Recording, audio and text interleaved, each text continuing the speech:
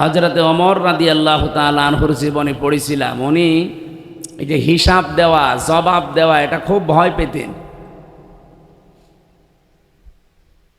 রাষ্ট্রের দায়িত্বে আছেন, রাতের বেলা এশার নামাজ আদায় করে এই ল্যাম্প বলে না, হেরিকেন ল্যাম্প, বাতি যায় বলে, জয়তুনের তেল লাগিয়ে আগুন লাগিয়ে তিনি হিসাব করছিলেন।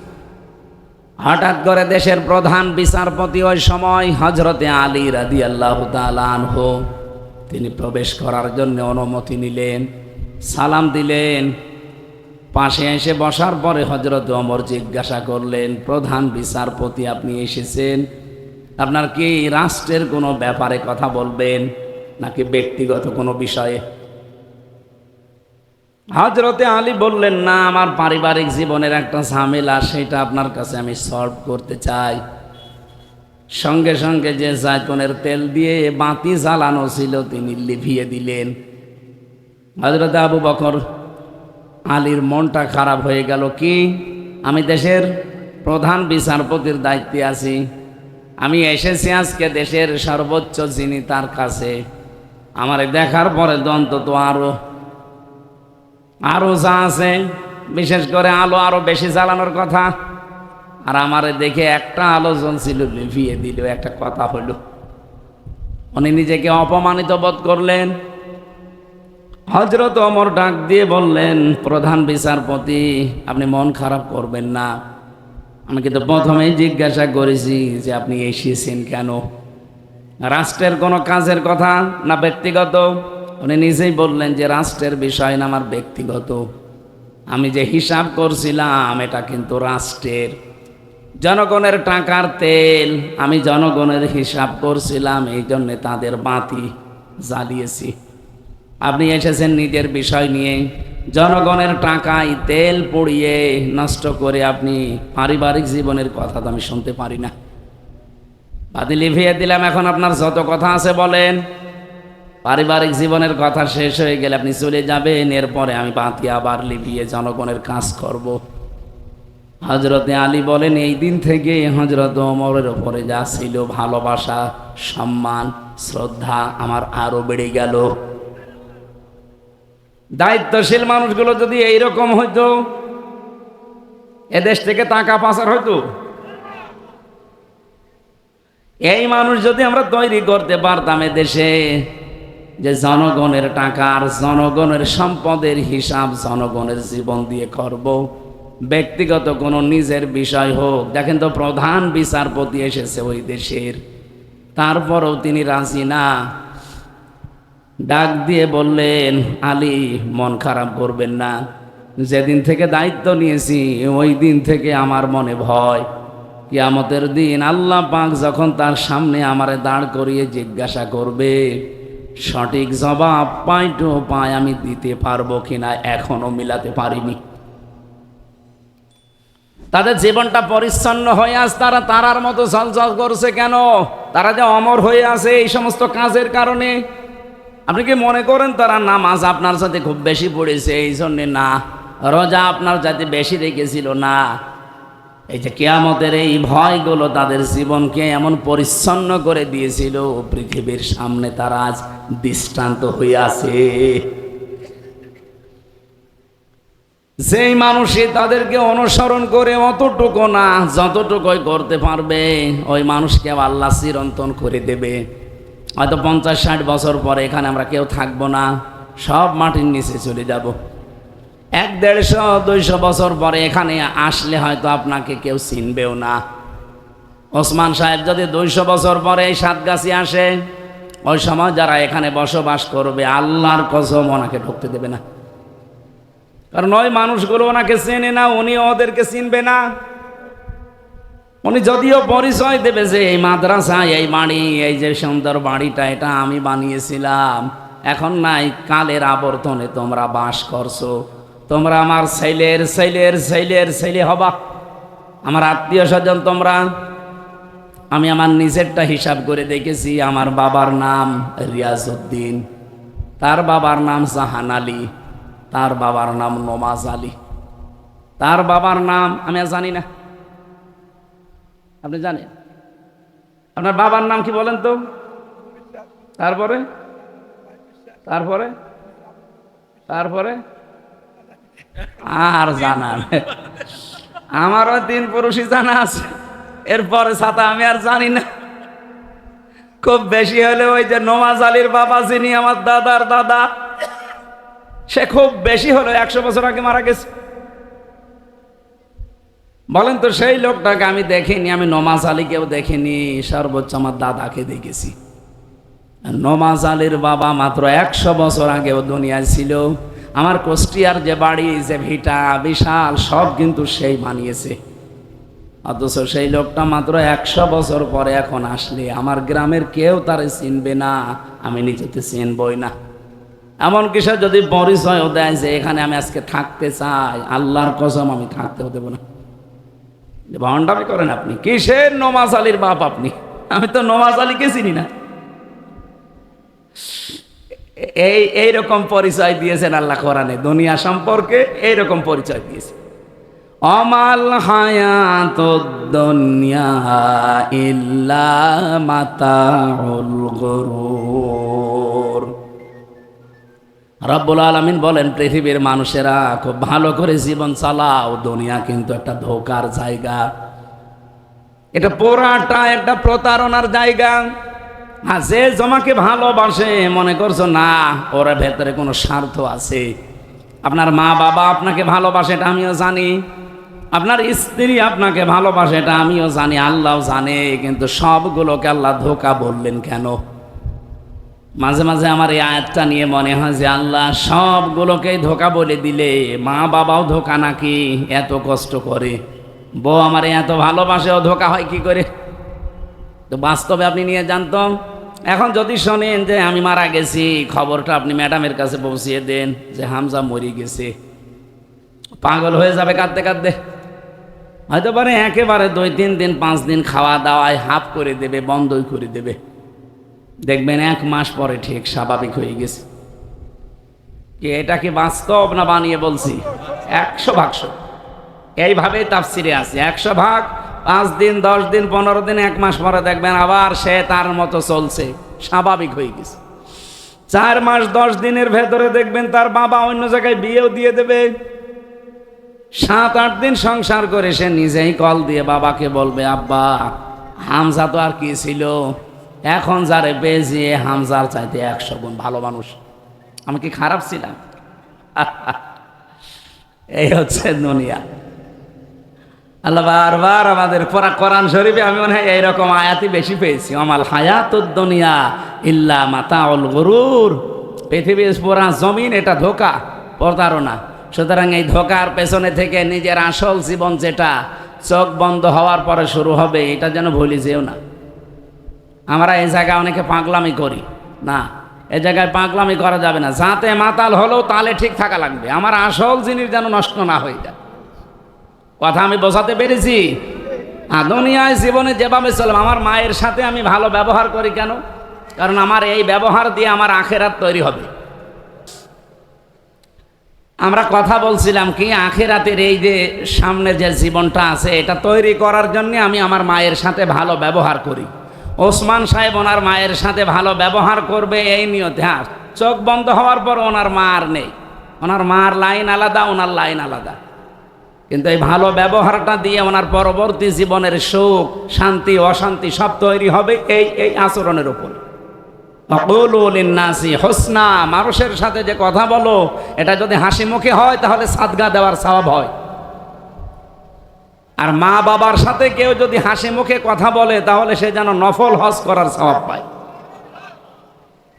আমি আমার স্ত্রীর হক আদায় করি এই কারণে, কারণ চোখ বন্ধ হয়ে গেলে তার রাস্তা আর আমার রাস্তা পুরা আলাদা। ফাইদা নুফিখা ফিস-সূর ফালা আনসাবা বাইনাহুম ইয়াওমাইযি ওয়ালা ইয়াতাসালুন। নসবের বহু বচন আল্লাহ আনসাব দিয়েছেন। যেই দিন ফুৎকার দেওয়া হবে সিংহায়, তার মানে আপনার মরণ যেদিন আরম্ভ হবে ওই দিন থেকে যত রকমের সম্পর্ক ছিল দুনিয়ায় আল্লাহ বলেন সব শেষ, কারো সম্পর্ক আর বাকি নেই। যত রকমের সম্পর্ক বলেন, দলীয় সম্পর্ক হয়, আত্মীয়তার সম্পর্ক হয়, আরো যত রকমের সম্পর্ক আপনারা দুনিয়ায় বানান, আল্লাহ বলেন সব আমি কাট করে দেব। ইয়াউমাইযি ওয়ালা ইয়াতাসালুন, এমনকি মরণের পরে কেউ আপনার সম্পর্কে কিছু জিজ্ঞাসাও করবে না। আয়াতের তাফসীর পড়তে গিয়ে বেশি কোনো মানুষ কিয়ামতে যদি একটা নেকির জন্যে জান্নাতে যেতে না পারে, আল্লাহ তার সুযোগ দেবেন, যা তোর আপনজন যারা আছে তার কাছে। লোকটা সর্বপ্রথম যাবে তার মায়ের কাছে। মুফাসসির বলেন 500 বছর পর্যন্ত মায়ের পা ধরে পড়ে থাকবে। 500 বছর পরে মুখের ওপরে লাথি দিয়ে বলবে, দূর হয়ে যা, কে তুই, পরিচয় তোর আমি জানি না। বলেন নাউজুবিল্লাহ। আখিরাতের কথাগুলো নবীজি ওই 1500 বছর আগে ওই মানুষগুলোকে শুনিয়েছিলেন, যারা চুরি করত, ডাকাতি করত, ছিনতাই করত, জেনা করত, মানুষের সম্পদ কেড়ে নিত। কিন্তু জগৎ যেহেতু আর একটা আছে, ওখানে আমার আসল জীবনের হিসাব নিকাশ শুরু হবে। এটা যার ভেতরে জড় যত দৃঢ়ভাবে তৈরি হয়েছিল, তার জীবন কিন্তু তত বেশি পরিচ্ছন্ন হয়েছিল। আমি একজনের নাম বললাম, হযরত ওমর। কি চিন্তা নিয়ে রাষ্ট্র চালিয়েছিলেন বলেন তো?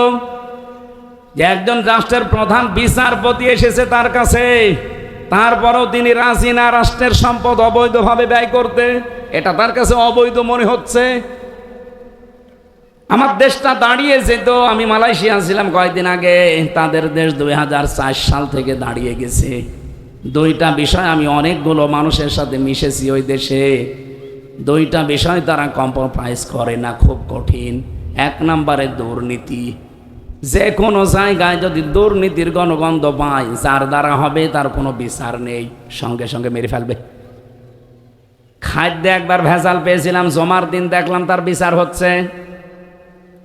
ওখানে তো বড় বড় মসজিদের যারা খতিব, দেশে যদিও ইসলামী আইন 100% চলে না, তারপরও বড় বড় মসজিদের, বাংলাদেশে যেমন বাইতুল মুকাররম, ওই দেশে সর্বোচ্চ মসজিদের ইমাম যারা, তারা মন্ত্রীর মর্যাদা এবং প্রধান বিচারপতির মর্যাদা নিয়ে চলে। ওরা যা রায় দেবে ওইটাই ফাইনাল। আমি জমার দিন ওখানে ছিলাম, একটা বিচার দেখলাম, উনি খাদ্যে ভেজাল দিয়েছেন, ধরা পড়ে গেছে। ওই যে বিচার করবে, কেস করবে, রায় দেবে, এসব না, শুধুমাত্র প্রমাণ হওয়ার সঙ্গে সঙ্গে দেখলাম মাত্র 3 দিনের ভেতরে তার বিচার শেষ, বিদায় করে দিলে। যে দুনিয়ায় থাকার তোর আর কোনো অধিকার নেই, কারণ এই খাদ্যে ভেজাল দিয়ে আল্লাহর বান্দারা এই খাবার খাবে, তাদের কিডনি নষ্ট হবে, পেট নষ্ট হবে, শরীর নষ্ট হবে। তুই মানুষ হত্যা করার তালিকায়, কারণ মানুষ হত্যা এইভাবেই মানুষ করে। তুই তো ধীরে ধীরে মানুষকে মৃত্যুর দিকে ঠেলে দিচ্ছিলি। এ বাংলাদেশে বহু মানুষ এরকম নেই, নিজের সম্পদ নিজের সন্তানকে খাওয়াতে চায় না, ঔষধ মিশানো, এই বিষ মিশানো, এই ফরমালিন দেওয়া খাবার। অন্যের মানুষ আসে তখন বিক্রি করে দেয়। আমাদের দেশটা যদি সত্যি এতটুকু একটু কঠোর হতে পারতাম।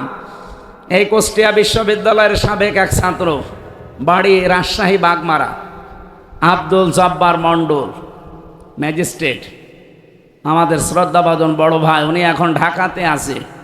এই যে খাদ্যে ভেজালের অভিযানে মাঝে মাঝে দেখবেন নামে।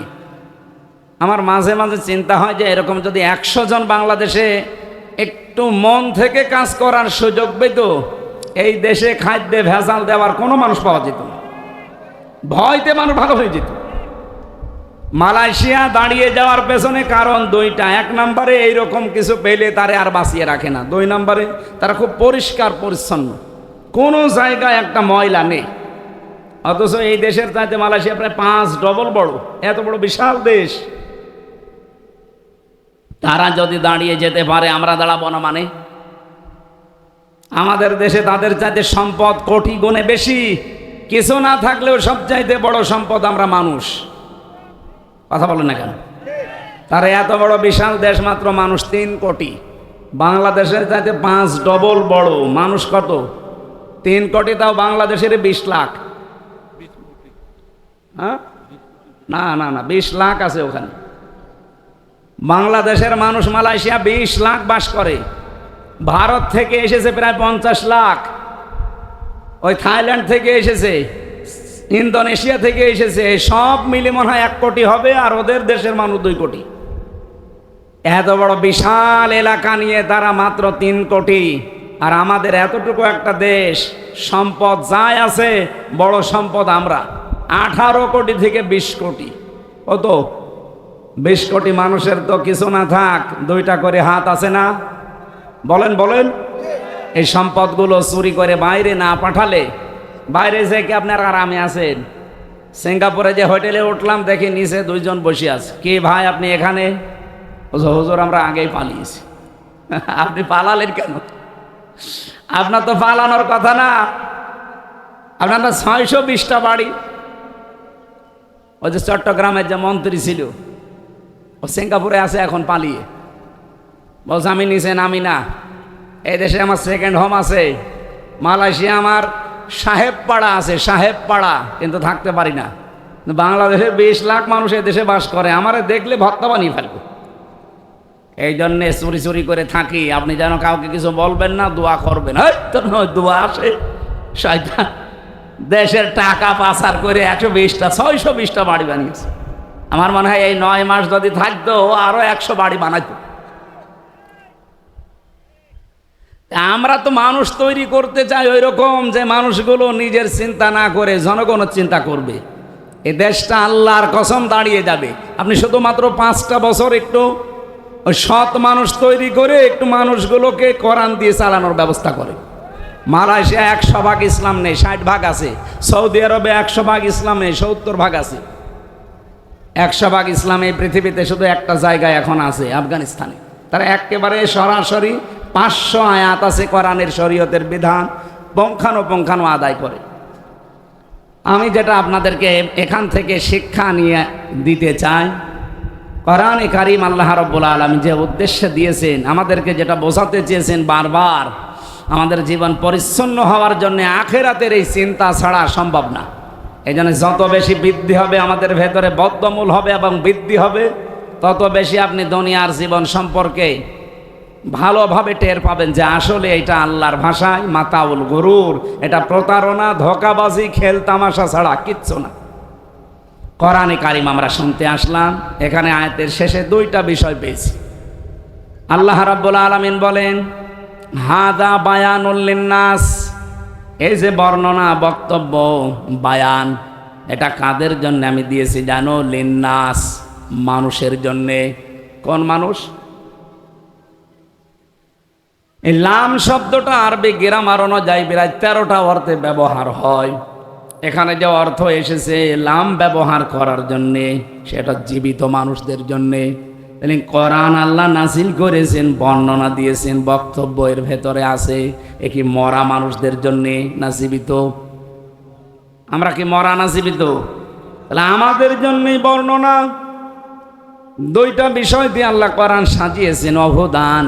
1 নম্বরে এদের ভেতরে পথ নির্দেশিকা আছে। 2 নম্বরে মাউইজাতুন, এর ভেতরে প্রেসক্রিপশন আছে, উপদেশ আছে। ডাক্তারের কাছে প্রেসক্রিপশন নিতে গেলেই দেখবেন আপনাকে পরীক্ষা করার পর উনি যা লিখবে, প্রায় 4টা বিষয় ওই প্রেসক্রিপশনের ভেতরে আমি পেয়েছি। 1 নম্বরে ডাক্তারের নাম লেখা থাকে, এরপরে আপনার নাম লিখবে, আপনার বয়স লিখবে। 3 নম্বরে ঔষধগুলোর নাম লিখবে। 4 নম্বরের পাশাপাশি ঔষধের ডোজ লিখবে। কি কোনোদিন পড়েননি প্রেসক্রিপশন? কোরআনে কারিমে পুরোটা আল্লাহ এভাবে সাজিয়ে দিয়েছেন প্রেসক্রিপশনের মতো করে। এটা সবার জন্য আল্লাহ বলেন প্রেসক্রিপশন হবে না, উপদেশ হবে না, পথও দেখাবে না সবাইকে। ওয়াহুদা ওয়া মাউইজাতুল লিল মুত্তাকিন, পৃথিবীতে যারা ভদ্রলোক, মুত্তাকি শব্দের শাব্দিক অর্থ হচ্ছে ভদ্রলোক। দুনিয়ায় যে মানুষগুলো ভদ্রলোক, তাদের জন্য আল্লাহ এই 2টা জিনিস দিয়ে কোরআন সাজিয়েছেন, বর্ণনা দিয়েছেন। বলেন সুবহানাল্লাহ। তাহলে আমরা যদি সত্যি আজকে ভদ্রলোক হতে পারি কোরআনের ভাষায়, তাহলে আমাদের জন্য এখানে উপদেশ আছে, আমাদের জন্য এর ভেতরে অবশ্যই পথ নির্দেশিকা, কিভাবে পথ চলা লাগবে সেই নির্দেশগুলো আছে। একটা হাদিস পড়ছিলাম না প্রথমে, হযরত আবু যর রাদিয়াল্লাহু তাআলা আনহু থেকে বর্ণিত। বিশ্বনবী জানিয়েছেন, আমি একবার দীর্ঘ একটা হাদিস বর্ণনা করছিলাম হযরত আবু যর রাদিয়াল্লাহু তাআলা আনহুর কাছে।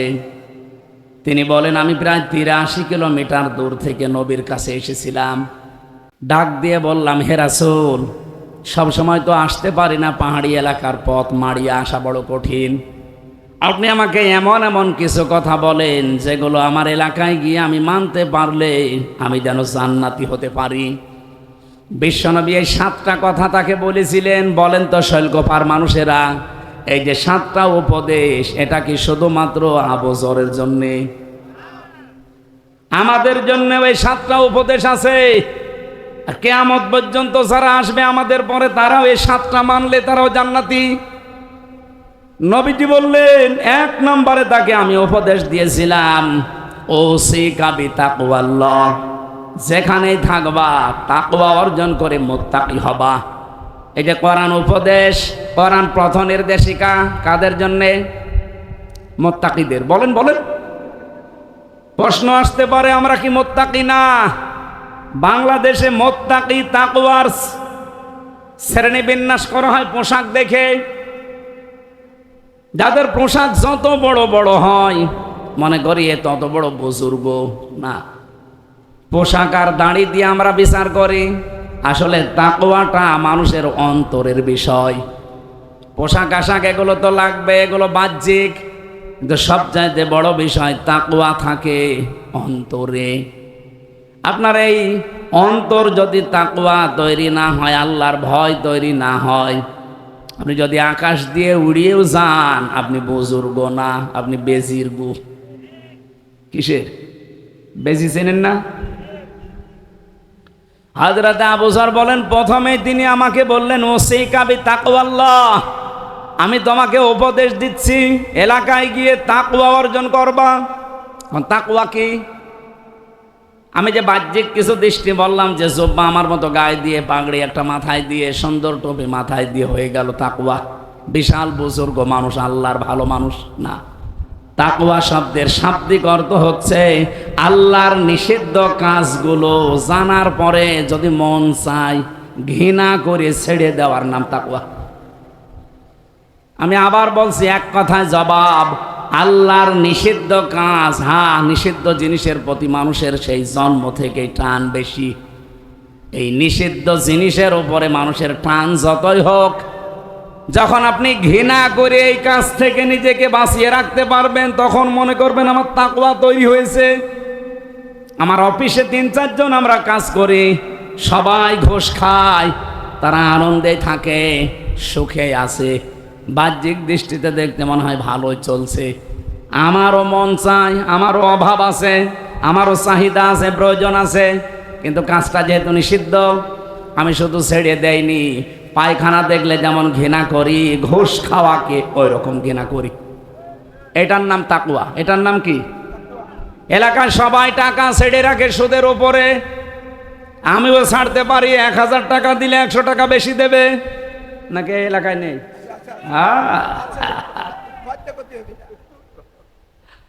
যারা এই কাজ করে আমি জানি, এখানে তারা এখনো বসে আছে, ওয়াজ শুনে যে সুদের টাকা তুলবে।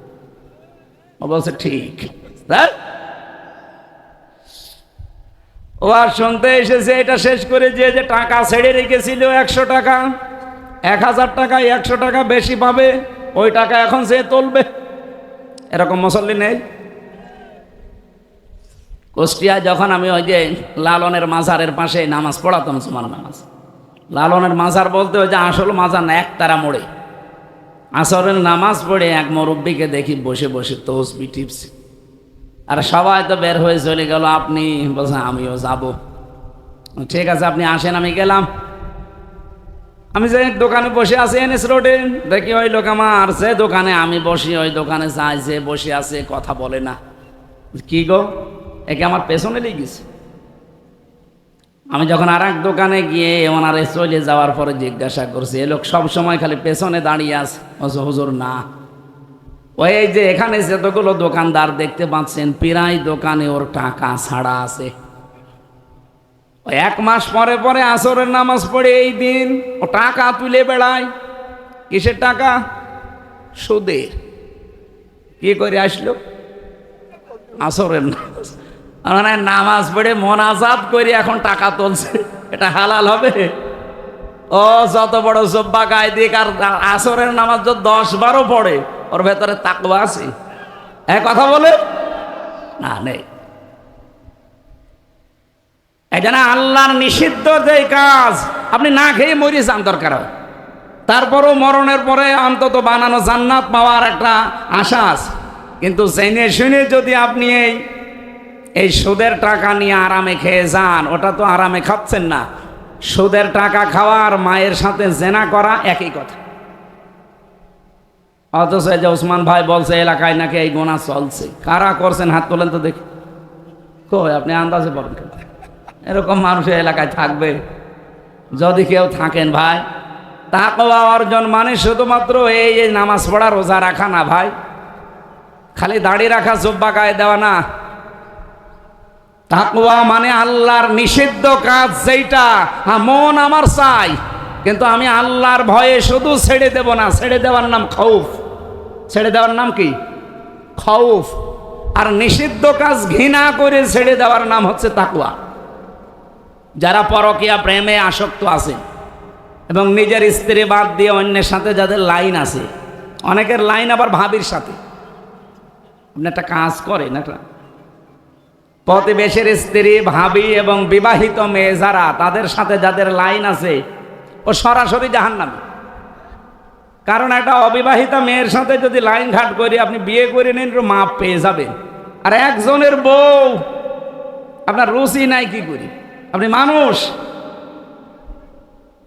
এলাকায় যদি এই গোনায় কেউ থাকেন, বিশেষ করে পরকীয়া প্রেমে আসক্ত থাকেন, যেহেতু নিষিদ্ধ কাজ এটা, এই মুহূর্তে তওবা করা লাগবে আর ওই নাম্বারগুলো ডিলিট করা লাগবে। কারা কারা এই কাজ ছেড়ে দেবেন হাত তোলেন তো। এই এলাকায় এসব চলছে না, আলহামদুলিল্লাহ। আপনি ওয়াজ দিয়েছেন কেন? আপনি গান দেবেন, এটা তো সব আল্লাহর ওলি বসে আছে। যাকে এলাকায় তাকওয়া বান লোক ভালো আছে, কালকে একটা পেপারে দিয়ে দেবে যে শৈলকুপা থানার আশপাশে যারা আছে এদের জীবনে কোনো পরকীয়া প্রেম নেই। আপনারা পুরস্কার পাবেন, অনেক বড় জিনিস তো। এখন এই যে তাকওয়ার কথা বলছিলাম, এই সমস্ত আল্লাহর নিষিদ্ধ কাজ ঘৃণা করে ছেড়ে দিলে কি হবে? সাহাবী বললেন, হে নবী, এটার দ্বারা আমার কি উপকার হবে? ফাইন্নাহু আজিয়ানু লিআমরিকা কুল্লিহি। নবীজি বলেন, পৃথিবীর যত কাজ আছে আল্লাহ সব কাজ তোমার জন্য সৌন্দর্যমণ্ডিত করে দেবে। যে কাজে হাত দিবা কাজটা সুন্দর হয়ে যাবে তোমার জন্য, শুধু এই তাকওয়ার কারণে। সাহাবী ডাক দিয়ে বললেন, কুলতু জিদনি ইয়া রাসূলুল্লাহ, নবীজি আপনি আমাকে আরেকটু বলেন। বিশ্বনবী বলেন, আলাইকা বিতিলাওয়াতিল কোরআন ওয়া যিকরিল্লাহি আযজা ওয়া জাল্লা। নিজের উপরে আবশ্যক করে নিবা, নিজের উপরে ফরজ করে নিবা, নিজের উপরে লিখিত করে নিবা যে দুনিয়ায় যতদিন বেঁচে আছি প্রতিদিন কম বেশি আমি কোরআন পড়ব। এটা আজকে থেকে নিয়ত করা যায় না। যতদিন বেঁচে আছি এক আয়াত হলেও প্রতিদিন আমি পড়বই। আর বুঝে শুনে পড়বেন, যেহেতু ইবনে কাসির তাফসীরটা বাংলায় সহজ এবং মারিফুল কোরআন সহজ। প্রতিটি মুসলমানের ঘরে ঘরে আমার ইবনে কাসিরটা থাকা আমার মনে হয় জরুরি। যেহেতু সাহাবী প্রশ্ন করেছেন, সেদিনই বলতো, হে নবী আপনি আমাকে আরেকটু বলেন তো কি করা যায়? নবীজি বললেন, আলাইকা বিতিলাওয়াতিল কোরআন, নিজের উপরে আবশ্যক করে নাও, প্রতিদিন তুমি কোরআন পড়বা। 2 নম্বরে যতটুকু সময় পাও আল্লাহর জিকিরে থাকবা। এখান থেকে একটা মাসলা বের হয়, সব সময় যদি কোনো মানুষ তার জহব্বার সাথে আল্লাহর জিকিরটা জারি রাখতে পারে, নারী হোক আর পুরুষ হোক, পাক থাকেন আর না পাক থাকেন, অযু থাক আর না থাক, সব সময় মনে, সব সময় জহব্বায় মুখে এই শব্দটা জারি রাখবেন, লা হাওলা ওয়ালা কুওয়াতা ইল্লা বিল্লাহ। আমি নিজে যতটুকু পারি এটা আমার মনে আসলেই মুখে চলতে থাকে। গাড়িতে বসে আছি, আসতেছি, চলে ফিরি, যা করি এই কথাটা মুখে লাগিয়ে রাখবেন। এটা হচ্ছে জান্নাতের খাজানা। বলেন সুবহানাল্লাহ। এই আমলটা নারী পুরুষ সবাই আজকে থেকে আরম্ভ করেন। লা হাওলা ওয়ালা কুওয়াতা ইল্লা বিল্লাহ। যেদিন আল্লাহ মিজানে আপনাকে পাল্লা নেকি আর বদি আপনাকে ওজন দিতে থাকবে, এই লা হাওলা ওয়ালা কুওয়াতা যাদের জীবনে বেশি পড়া হয়েছে, এবং এর উপরে যাদের জীবন চলবে ওই মানুষগুলোর পাল্লা আমার আল্লাহ নিজে ভারী করে দেবে। সব সময় মুখে এই শব্দটা রাখা দরকার আমাদের। আর একটা শব্দ আছে আস্তাগফিরুল্লাহ, সব সময় পড়বেন। আপনার ওযু না থাকলেও অসুবিধা নেই, না পাক থাকলেও অসুবিধা নেই। আস্তাগফিরুল্লাহ, আস্তাগফিরুল্লাহ, এই জিকিরটা তেলাওয়াতে কোরআনের উদ্বুদ্ধ করছি। মাদ্রাসা বানিয়েছেন এই কোরআন শিক্ষা দেওয়ার জন্যে। যারা বানিয়েছিলেন হয়তো তারা আজ নেই, বিদায় নিয়ে চলে গেছে তারা। তাদের উনি বানিয়েছে, অন্তত ওনার যে সমস্ত আত্মীয় স্বজন, বাবা মা, আত্মীয় স্বজন যারা দুনিয়া থেকে বিদায় নিয়েছে, যত মানুষ এখানে তেলাওয়াত করছে, প্রতিটি অক্ষরের বিনিময়ে নেকিগুলো আল্লাহ তাদের কবরে যেন পৌঁছিয়ে দেন। বলেন আমিন। সাহাবী বললেন, হে নবী, এই দুইটা কাজ করলে আমার কি উপকার হবে? বিশ্ব নবী বলেন, ফাইন্নাহু যিকরুল্লাকা ফিস সামা ওয়া নূরুল্লাকা ফিল আরদ। আসমানে আল্লাহ বিশেষ বিশেষ জায়গায় তখন তোমারে নিয়ে আলোচনা করবে। আপনি কথা টের পাচ্ছেন কি বললাম? তামাম পৃথিবীর মালিক যিনি, উনি বলছেন আমি তোরে নিয়ে আমার বিশেষ জায়গায় আলোচনা করি। নূরুল্লাকা ফিল আরদ, জমিনে চলতে ফিরতে যত আলোর প্রয়োজন হবে ওই আলোগুলোর ব্যবস্থা আমি আল্লাহ নিজে করে দেব। আলো মানে অন্ধকার, চলতে গিয়ে আলো লাগে। এই পৃথিবীর জমিন চলতে গিয়ে অনেক অন্ধকারের পথ আছে। এই অন্ধকারের পথগুলোকে মাড়িয়ে চলার জন্য আলো লাগবে। ওই আধ্যাত্মিক আলোগুলো আল্লাহ আপনাকে নিজে দান করে দেবে। সাহাবী বললেন, সিদিনী কলতো ইয়া রাসূলুল্লাহ, নবী আপনি আমাকে আর একটু বলেন। বিশ্ব নবী বলেন, আলাইকা বিতুলিস সামতি, অধিকাংশ সময় যদি কাজকর্ম না থাকে, প্রয়োজন না থাকে, কথা বলবা না, চুপ করে থাকবা। এই অভ্যাসটা আমাদের নেই। চার দোকানে বসলে কিছু মানুষ আছে আন্দাজে গেছায়, কোনো কাজ নেই, কোনো কাম নেই, কোনো উপকার নেই, আন্দাজে গেছাতে আছে। এই যে বেশি যারা কথা বলে এদেরকে আমরা বাসাল বলি। কথা বেশি বললে ভুল হওয়ার সম্ভাবনা নেই। এটা দামি জিনিস না হলে নবীজি উপদেশ দিতেন না। ডাক দিয়ে বললেন, আলাইকা বিতুলিস সামতি, নিজের ওপর এটা আবশ্যক করে নাও যে কোনো কাজ কাম যদি না থাকে, প্রয়োজন না হয়, চুপ করে থাকবা। অনর্থক কোনো কথা, অনর্থক কোনো কাজ করতে যাবা না।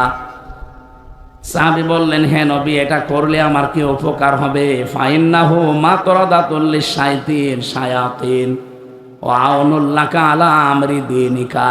এক নম্বরে শয়তানের ওয়াসওয়াসা থেকে আল্লাহ তোমাকে বাঁচিয়ে দেবে। দুই নম্বরে পৃথিবীর যত কাজ কারবার আছে এই কাজগুলো আমার আল্লাহ নিজের পক্ষ থেকে সহজ করে দেবে। অনেক বড় বড় কথা বলছিলেন সাহাবীর কাছে।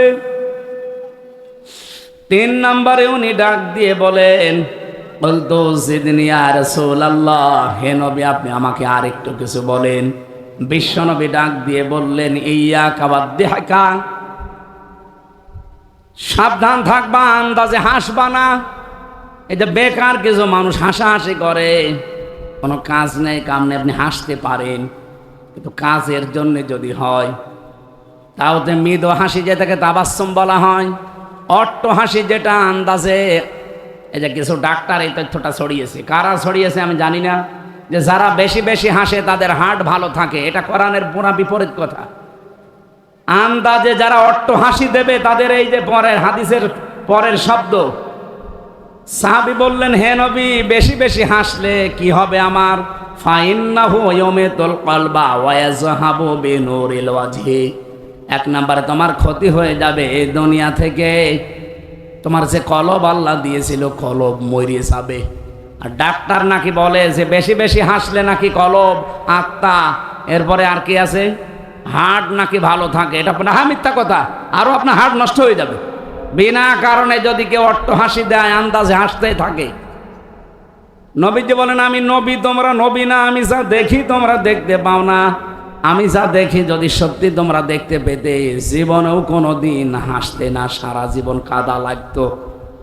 ফালিয়াদহাকু কলিলা ওয়া লাবকু কাসীরা জাযাম বিমা কানু ইয়াকসিবুন। বেশি বেশি আমার বান্দাদেরকে হাসতে মানা করো, বলো যদি সময় পায় সে যেন অপরাধের কথা চিন্তা করে খণ্ডন করে। অসংখ্য বাবা, সেই আমলটাও আমাদের ভেতরে নিয়ে আসা দরকার। রাতের বেলা যখন সবাই ঘুমিয়ে পড়ে নিজের অপরাধগুলো স্মরণ করে উঠবেন, একটা লম্বা সেজদা দিয়ে একটু কান্নার চেষ্টা করেন, দেখবেন একটা আলাদা শান্তি পাবেন। এটাকে বাংলায় বলা হয় অনির্বচন সুখ। এটা কিনতে পাওয়া যায় না। অপরাধের কথাগুলো স্মরণ করে রাতের বেলা সবাই ঘুমিয়ে আছে, যদি একটা লম্বা সেজদা দিয়ে আপনি কেঁদে ফেলতে পারেন যে আল্লাহ মাফ করার জন্য তুমি ছাড়া আর কেউ নেই, আমি ভুল করে ফেলেছি, মনের অজান্তে যখন চোখ দিয়ে পানি বেয়ে বেয়ে পড়বে, একটা আলাদা শান্তি আল্লাহ আপনাকে। এটা আমি জেলখানায় পেয়েছিলাম এই 3 বছর। যেতে এমনি কান্দা চলে আসতো, সে দুঃখে হোক কষ্টে হোক। আর রাতের বেলা তো নিস্তব্ধ, সবাই ঘুমিয়ে গেছে, শুধু কারারক্ষী আমার সামনে দাঁড়িয়ে পাহারা দেয়। গভীর রজনীতে এমনিতে তো গোনা গোনা করার কোনো সাহস নেই বা পদ্ধতিও নেই, ওই জায়গাও নেই গোনা করার। রাতের বেলা যখন দেখেছি গভীর রজনীতে একা একা উঠে কোরআন শরীফ তেলাওয়াত করার মাধ্যমে কন্দন চলে আসতো। পরে দেখি আজানের আগে একটা আলাদা সুখ আল্লাহ নিজে আমাকে দিয়ে দিয়েছে। এটা এখন আর পাওয়া যায় না, কেন এখন তার ওঠাই হয় না। সময় পেলে এই কাজটাও করা দরকার। কান্না এটা আল্লাহর কাছে অনেক দামি জিনিস। ঠিক আছে। সাহাবী বলেন, হে নবী আপনি আমাকে আরেকটু বলেন। বিশ্ব নবী বলেন, কলিল হাক্কা ওয়া ইন কানা মুররান, হক কথা বলবা সব সময়, যদিও তিতা লাগে খারাপ লাগে। সাহাবী বলেন, এটার দ্বারা কি হবে? বিশ্ব নবী বলেছিলেন, না এখানে ওয়া ইন কানা মুররানের পর আর কোনো শব্দ পাচ্ছি না। এই হাদিসের ব্যাখ্যা পড়তে গিয়ে আমি দেখেছি, যেহেতু নবীজির উপকারের কথা আর বলেন না, যে হক কথা বললে যদিও তিতা লাগে খারাপ লাগে বলবা, এর উপকার কি, নবীজি কিছু বলেন না। যারা হাদিস ব্যাখ্যা করেন তারা বলেন কত উপকার, এটা দুনিয়া আখেরাতে বলে শেষ করা যাবে না। হক কথা বললে সর্বনিম্ন উপকার হবে এই পৃথিবীর সৃষ্টি জগতের ভেতরে আপনার প্রতি একটা আলাদা মহব্বত আল্লাহ তৈরি করে দেবে। যারা হককে চেপে রাখে, সত্যকে গোপন করে রাখে, তাদের প্রতি আল্লাহ মহব্বত তৈরি করে না, তাদের প্রতি আরো ঘৃণা তৈরি করে দেয়। আপনি দেখেন এই বাংলাদেশে যারা হক জানার পরও গোপন করে রেখেছিল, তাদের প্রতি শুধু মানুষ না, যত সৃষ্টি আছে সবাই তারে ঘৃণা করে। আমি নাম নিতে পারলাম না, আপনি দেখবেন এইটাই করে। সাহাবী বললেন, হে নবী আমাকে আরেকটু বলেন। নবীজি বলেন, লা তাখাফ ফিল্লাহি লাওমাতা লাইম, আল্লাহর দিনের কাজ করতে গিয়ে, আল্লাহর পথে চলতে গিয়ে কোনো নিন্দুকের নিন্দার পরোয়া করবা না। সাহাবী শেষ পর্যন্ত বলেছিলেন, লিয়াহজুজকা আনিন নাস মা তাআলামু মিন নাফসিকা। হে নবী আপনি আমাকে শেষ কথা বলেন। নবীজি বলেন, অন্যের যখন বদনাম করতে তোমার মন চাইবে যে বদনাম করি, সঙ্গে সঙ্গে এই মনে করবা যে ওই দোষ তো আমারই আছে। কথা বুঝতেছেন? যখন অন্যের ব্যাপারে কথা বলতে তোমার মন চাবে, এই যে মেয়েরা এই কাজ বেশি করে, এক জায়গায় বসলে শুধু অন্যের বদনাম গিবত। সাবধান, আপনি অন্যের কথা যখনই মনে আসবে যে একটু বলি, সব সময় মনের ভেতরে এই চিন্তাটা নিয়ে আসবেন যে এই দোষ তো আমারই আছে। আমি অন্যের এই কথাগুলো একজনকে শোনাচ্ছি, অথচ এই দোষ তো আমি নিজেই করি। এই 7টা বিষয় যদি নিজের ভেতরে বদ্ধমূল করে নিতে পারো, আমি নবী বললাম তুমি জান্নাতি। সাহাবী বলেন, হে নবী যে 7টা বিষয় বললেন, আমি কমাবো না বাড়াবো না, এতটুকুর ওপরে থাকতে চাই।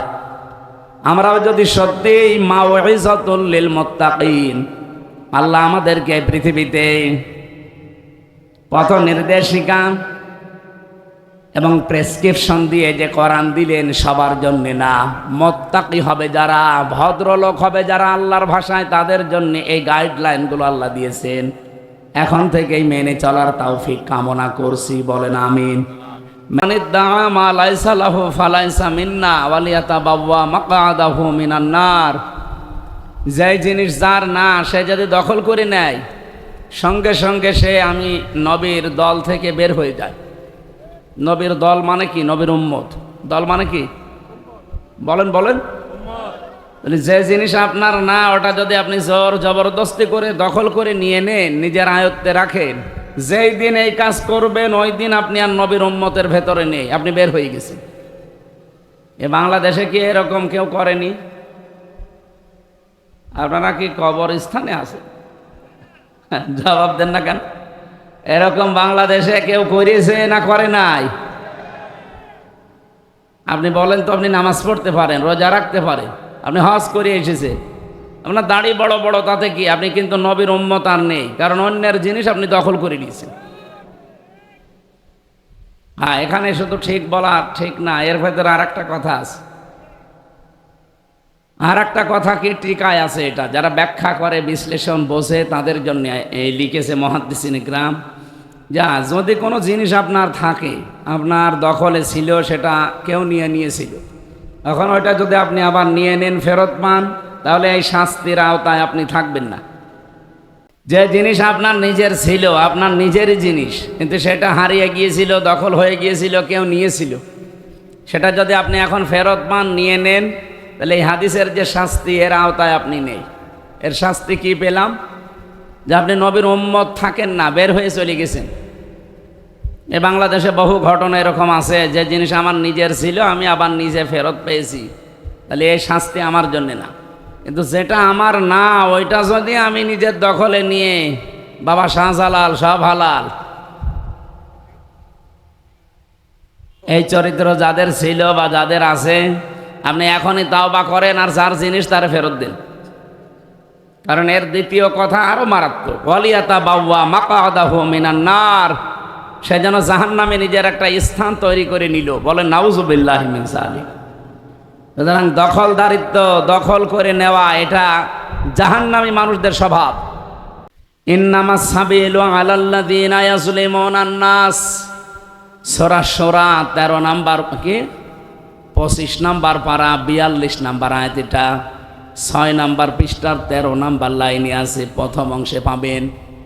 আল্লাহ পাক বলেন, ইন্নামাস সাবিলু আলাল্লাযিনা ইয়াজলিমুনান নাস, অবশ্যই আমি আল্লাহ মামলা দেব, কেস দেব, অভিযোগ দায়ের করব তাদের বিরুদ্ধে যারা মানুষ হয়ে মানুষের ওপরে জুলুম করে। দখলবাজদের জন্য শাস্তি আমরা এই হাদিসে দুইটা পেয়েছি। এক নম্বরে, সেই দিন থেকে সে নবীর উম্মতের বাইরে চলে যায়, হয়তো সে ইহুদি হবে, নাই খ্রিস্টান হবে, নাই বৌদ্ধ হবে, নাই অন্যান্য পৃথিবীর যে 4500 ধর্ম আছে সেই ধর্মের অনুসারী, ও আর মুসলমান থাকবে না। যারা এই দখলবাজ, দখলদার, অন্যের জিনিস নিজের আয়ত্তে নিয়ে নেয় জোর করে, সে যেভাবেই হোক, চাঁদাবাজি করে হোক, ছিনতাই করে হোক, চুরি ডাকাতি করে হোক, আরো কত কায়দা কৌশল আছে ফাঁকি দিয়ে, অনেকে প্রতারণা করেও নিয়ে নেয়। একজনের জমি হয়তো সে ভালো বোঝে না, ওরে কি 8-60 বসিয়ে বলে যে এখানে সই করে দাও, অসুবিধা নেই, সই করে দেখা যাচ্ছে তার জমিটাও নিয়ে নিল। এরকম চালাক মানুষ দেশে নেই? আমরা নবীর হাদিসের এই প্রথম পয়েন্টে যেন কেউ না পড়ে যায়। আমি দেখতে পাচ্ছি বাংলাদেশে বহু মানুষ অলরেডি এই হাদিসের এই শাস্তির ভেতরে এখন আছে। তারা নামাজ পড়তে পারে কিন্তু নবীর উম্মত না, কারণ মুনাফিকরাও নামাজ পড়তো। এই কথা বলে না কেন?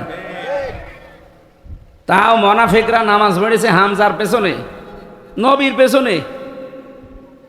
এই সাতগাছি না কি এলাকা, সাতগাছি মসজিদে না, ও নামাজ পড়েছে মসজিদে নববীতে, কাবা শরীফে।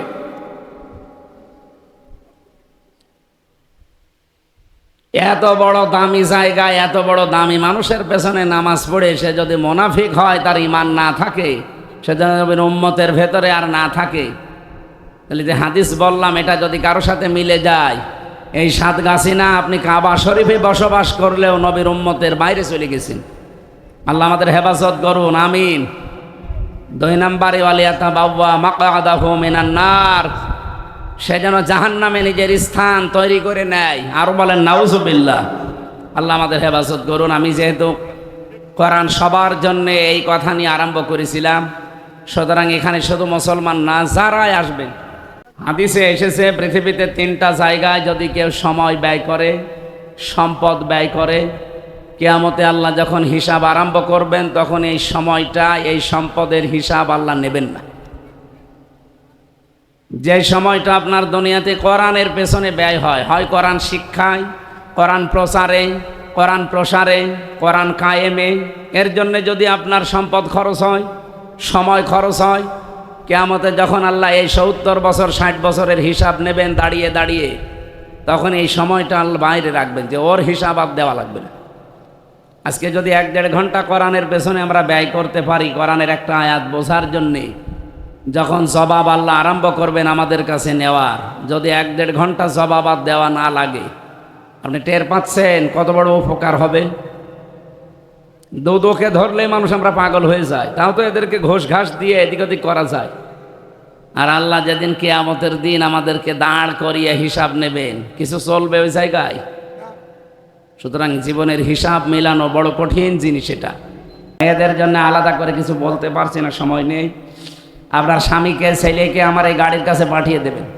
মোনাজাতের পরে আপনাদের লিখিত একটা বই নিয়ে এসেছি, জেলখানায় লিখেছিলাম পারিবারিক জীবনে যে সমস্যা, দাম্পত্য কলহ এবং সমাধান কি করে করা লাগে। নিজের মেয়েকে এগুলো পড়ান, স্ত্রীকে পড়াবেন, ওই গাড়িতে আছে। মোনাজাতের পরে নিয়ে যান, কাজে লাগবে ইনশাআল্লাহ। আল্লাহুম্মা আমিন। লা হাওলা ওয়ালা কুওয়াতা ইল্লা বিল্লাহিল আলিয়্যিল আযীম। আল্লাহুম্মা গফিরলি ওয়ারহামনি ওয়াহদিনি ওয়াফিনি ওয়ারযুকনি ইয়া রাব্বাল আলামিন। লা ইলাহা ইল্লা আনতা সুবহানাকা ইন্নী কুনতু মিনাজ জালিমিন। সারাটা জীবন অপরাধ করে জীবনটা নষ্ট করে ফেলেছি। হাত ওঠায় কথা বলবো ভয় করে, লজ্জা করে। পেছনের দিকে তাকালে জাহান্নামের আগুন ছাড়া কিচ্ছু দেখতে পাই না। আল্লাহ তাআলা আমাদের পেছনের অপরাধের দিকে তাকালে তোমার মাফ করতে হয়তো ইচ্ছে করবে না। তোমার রহমতের দিকে তাকাও, তোমার এই গফর আর গফফার নামের দিকে তাকিয়ে আজকে পুরা অপরাধগুলো মাফ করে দাও। সাত্তার নামটা নিয়েছো, দুনিয়ায় আমাদের অপরাধ যেভাবে গোপন করে রেখেছো, কেউ টের পায় না, কেউ জানিও না। অনেকে কিয়ামতে তো কোটি কোটি মানুষ থাকবে, সবার সামনে ওপেন করে দিয়ে আমাদেরকে অপমান করো না। তোমার এই সাত্তার নামের ওসিলায় আমাদের জীবনের অপরাধগুলো তুমি আল্লাহ গোপন করে দিও। আজকে কোরআন শুনতে এসে যতটুকুই বুঝেছি, প্র্যাকটিক্যাল লাইফে আমল করার তৌফিক দাও। বিশেষ করে কোরআনের এই আয়োজনে যিনি আঞ্জাম দিয়েছেন, শ্রদ্ধাভাজন বড় ভাই জনাব ওসমান আলী বিশ্বাস, যার জীবনের যত ভালো কাজ আছে তুমি আল্লাহ কবুল করো। মানুষ হিসাবে তো অন্যায় করেছে, শয়তানের ধোকায়, ওগুলো আজকেই মাফ করে দাও। তার শ্রদ্ধাভাজন পিতা মাতা যারা দুনিয়া থেকে বিদায় নিয়েছে, বিশেষ করে আলহাজ আব্দুল গফর, তার স্ত্রী সহ ওই মানুষগুলোকে কবরে তুমি মেহেরবানি করে জান্নাতুল ফেরদাউস দিয়ে দাও। এই মাদ্রাসায় তোমার যে বান্দারা কোরআনে কারিম তেলাওয়াত করে, প্রতিটি অক্ষরের 10টা নেকি তার খবরে পৌঁছিয়ে দাও। তার পরিবারস্থ লোকদের জন্য দোয়া চেয়েছে, ভাই বোন আত্মীয় স্বজন স্ত্রী পুত্র যা তাদের দিয়েছো সই সালামতে রাখো। যে বাড়িতে এসে বসেছিলাম, বাড়ির ওপরে তোমার রহমত নাজিল করো। আসমান জমিনের বালা মুসিবত থেকে আমাদেরকে বাঁচাও।